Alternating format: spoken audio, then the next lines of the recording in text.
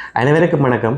படித்தது பிடித்தது பகுதியில் வந்து நாங்கள் இன்றைக்கு பார்க்க போகிற சுவாரஸ்யமான நல்ல புத்தகம் வந்து how to win friends and influence பீப்புள்னு சொல்லி அதில் தமிழாக்கம். நண்பர்களை எளிதாக பெறுவதும் மக்களிடம் செல்வாக்குடன் விளங்குவதும் எப்படி என்று சொல்லி புத்தகம். இந்த புத்தகத்தை எழுதினது வந்து டேல் கார்னகி. அவர் வந்து நிறைய புத்தகங்கள் எழுதிக்கிறார். எல்லா புத்தகங்களும் வந்து ஒரு செல்ஃப் டிசிப்ளினை வளர்க்குற மாதிரியான புத்தகங்களாக தான் இருக்கும். இந்த புத்தகம் மிக முக்கியமான புத்தகம், எனக்கு செய்ய பிடிக்கும். நாங்கள் ஒரு நபரோட எப்படி கதைக்கணும், எப்படி தொடங்கலாம், எப்படி முடிக்கணும், ஒரு தகராறை எப்படி சமாளிக்கிறது, ஒரு சண்டை வராமல், ஒரு பிரச்சனை வராமல், ஆர்கியூமெண்ட் வராமல் எப்படி கதைக்கிறது, அல்லது இன்னொரு நபருக்கு கடிதம் எழுதுகளை அல்லது ஒஃபீஷியலாக ஒரு கடிதம் எழுதுகளை எப்படி அந்த கடிதம் எழுதணும், இப்படியாப்பட்ட நல்ல விஷயங்கள் இந்த புத்தகத்தில் இருக்குது. அதில் ஒரு ஒரு 5-6 விஷயம் நான் சொல்கிறேன். முதலாவது விஷயம் வந்து ஒருத்தரோட நாங்கள் பிளங்கேக்கல கட்டாயம் வந்து அவற்றை பேரை வந்து நாங்கள் ஞாபகம் வச்சுருக்கணும். இப்போ அடுத்த முறை நாங்கள் அவரை சந்திக்கல அவரை நாங்கள் குட் மார்னிங்னு சொல்லிக்கொண்டோம், ஒரு பேரை நாங்கள் சொல்லிக்கொண்டோம். இப்போ குட் மார்னிங் பிரகாஷ்ன்னு நாங்கள் சொல்லி அந்தவரோட ஆரம்பித்தவண்டா அவர் வந்து தனக்கு வந்து முக்கியத்துவம் கொடுத்துருக்கிறார் இவர்ன்னு சொல்லி எடுத்துக்கொள்வார். அப்போ அந்த உரையாடல் தொடக்கம் வந்து ஒரு பாசிட்டிவான வேயில் வந்து தொடங்கும். ரெண்டாவது விஷயம் வந்து நாங்கள் ஆரோடையும் வந்து ஆர்கியூ பண்ணக்கூடாது.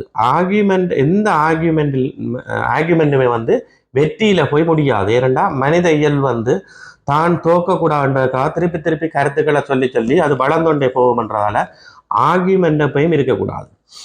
அடுத்த விஷயம் வந்து நாங்கள் ஒரு ஆளோட கதை கேட்கல, ஒரு கேள்வியாக தான் கேட்கணுமே ஒழிஞ்சு ஒரு ஓர்டராக செய்யக்கூடாது. இப்போ உதாரணத்துக்கு அந்த புத்தகத்தை உங்களால் எடுத்து ப்ளீஸ் அந்த புத்தகத்திற்கு எடுத்துற முடியுமா அல்லது ஏழுமான்னு தான் கேட்கணும் ஒழிஞ்சு புத்தகத்தை எடுத்தான்னு சொல்கிறோம்னு சொல்லி சொன்னால் அது ஒரு நெகட்டிவான விஷயமா அல்லது ஓர்டர் பண்ணுற விஷயமா இருக்கும். அது இன்னொரு மனுஷனுக்கு பிடிக்காத விஷயமா இருக்கும். இதை விட இன்னொரு மனுஷனை வந்து நாங்கள் சந்திக்கல அல்லது தொடங்கல வந்து அவற்ற பாசிட்டிவான விஷயங்களை நாங்கள் பாராட்டுற மாதிரி கதைக்கணும்.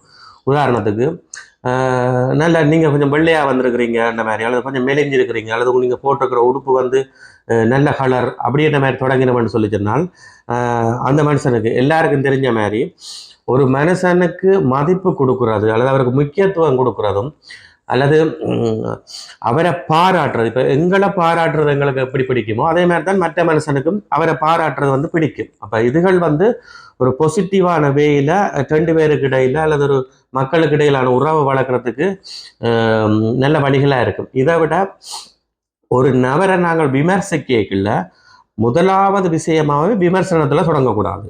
அவர்கிட்ட உள்ள அல்லது மக்கள்கிட்ட உள்ள நல்ல விஷயங்களை சொல்லி போட்டு மேலும் என்ன மாதிரி சொல்லணும். உதாரணத்துக்கு ஒரு ஒரு மாணவன் வந்து ஒரு பிள்ளை வந்து மார்க்ஸ் வந்து ஒரு சர்டன் ஒரு பாடத்தில் வந்து குறைய எடுத்துட்டா மற்ற பாடங்களில் கூட எடுத்திருக்கிறன்றத பாராட்டி போட்டு ஆனால் என்ற வார்த்தையை இங்கே பயன்படுத்தக்கூடாதுன்னு அவர் சொல்கிறார். ஏன்னா ஆனால் அந்த ஆனால் என்ற வார்த்தையில் வந்து ஒரு நெகட்டிவ் இன்ஃப்ளூயன்ஸ் இருக்கிறதால மேலும் நீ இந்த பாடத்தில் இன்னும் கொஞ்சம் கரிசனை கொண்டிருந்தால் இன்னும் நல்லா வரலாம் என்ற மாதிரி சொல்கிறது வந்து நல்ல பாசிட்டிவ் வேயாக இருக்குமென்ற மாதிரி சொல்கிறார்.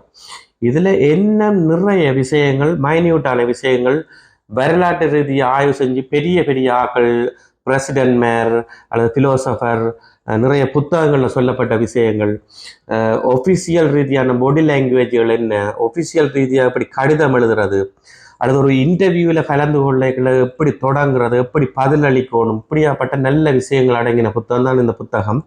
சந்தர்ப்பம் கிடைக்கிறார்கள் குறிப்பாக இளைஞர்கள் வந்து இந்த புத்தகத்தை வேண்டி வாசிக்கிறது வந்து பிரியசுனமுள்ளதாக இருக்கும்.